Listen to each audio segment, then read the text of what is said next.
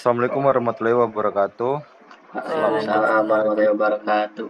Pak Ari. Kami di sini ingin menjelaskan tentang sistem monitoring ketinggian air sungai berbasis IoT. Sebelumnya kami ingin memperkenalkan diri. Yang pertama ada saya Fajri Apriansyah dengan NPM 52204112225. Lalu ada Arya Rizky Prasetyo dengan NPM 52204112230. Lalu ada Acep Saipullah dengan NPM 52204112222. Lalu ada Rian Nur Hidayat dengan NPM 5220411 Jadi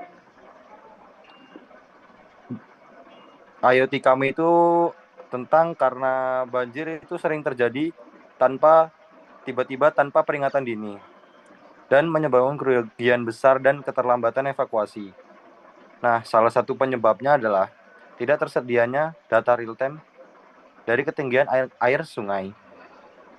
Nah, dengan teknologi IoT ini, kini memungkinkan membangun sistem monitoring otomatis dan real time yang menghubungkan sensor ke internet melalui microcontroller. Dan data dapat dipantau dari jarak jauh melalui dashboard web atau aplikasi mobile, sehingga masyarakat dapat menerima informasi lebih cepat dan untuk mencegah dampak banjir.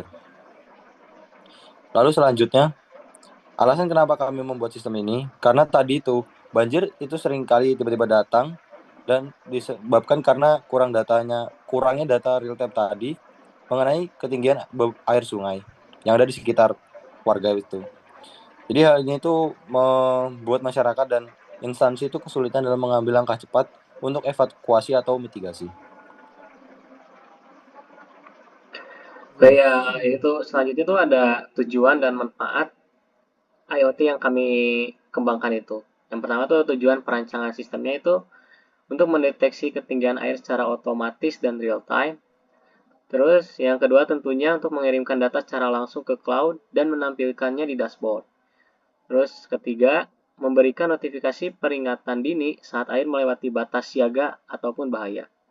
Terus sistem yang kami buat juga tuh bermanfaat untuk memberikan informasi cepat dan akurat kepada masyarakat, meningkatkan efisiensi pengambilan keputusan dalam penanganan banjir, mengedukasi masyarakat tentang pentingnya pemantauan lingkungan, lalu mengoptimalkan teknologi IoT untuk solusi bencana berbasis data.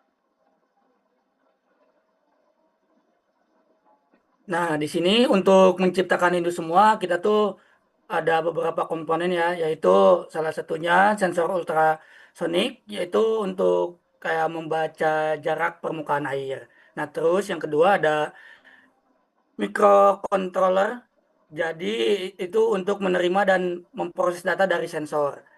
Nah, controller itu kita menggunakan ESP32. Nah, terus yang ketiga itu ada router atau WiFi itu untuk menghubungkan ESP32 ke internet. Terus yang keempat ada cloud server itu untuk menyimpan dan mengolah data. Nah, jadi nanti menyimpannya tuh di cloud server itu. Nah, terus yang kelima dashboard web atau mobile aplikasi itu untuk menampilkan data bagi penggunanya.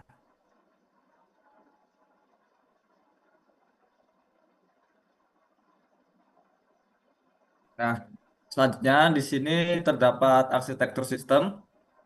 Yang pertama itu sensor ultrasonik itu ditaruh di sungai.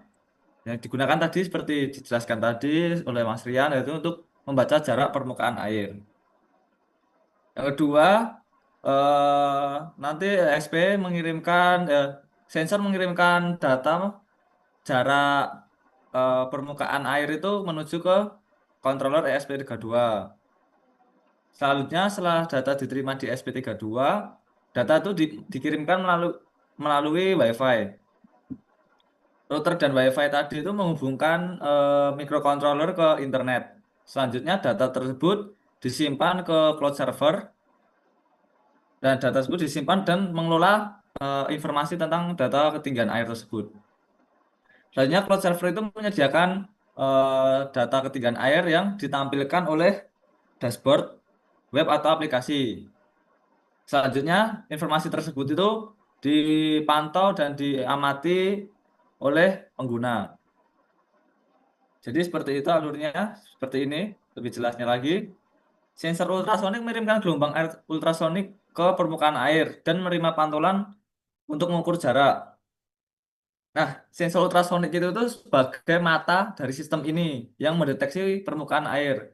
Dengan prinsip pantulan gelombang, sensor ini dapat mengetahui jarak air secara akurat tanpa harus menyentuh secara langsung. Teknologi ini sangat-sangat efektif, terutama di lingkungan yang sangat-sangat sulit terjangkau. Ya, seperti tadi yang permukaan sungai tadi yang tidak setiap saat bisa diawasi, jadi bisa mengambil dari gelombang ultrasonik. Yang kedua, ESP32 itu membaca hasil dari pengukuran sensor, lalu dihitung ketinggian air berdasarkan data jarak tersebut. Selanjutnya, ESP32 tadi, seperti sudah saya jelaskan, meningkatkan data ketinggian air melalui koneksi WiFi ke server cloud. Server cloud menerima data dan menyimpan datanya secara berskala. Jadi nanti bisa melihat grafik real time-nya dari pantauan ketinggian itu. Dari data tersebut tuh bisa dilihat jika ketinggian air melewati batas aman, sistem akan mengirimkan notifikasi alarm atau peringatan di dashboard agar pengguna dapat segera mengambil tindakan. Hal ini tuh eh, bisa bertujuan untuk mitigasi awal sehingga tidak terjadi kekeliruan dalam pemantauan dan masyarakat bisa lebih waspada.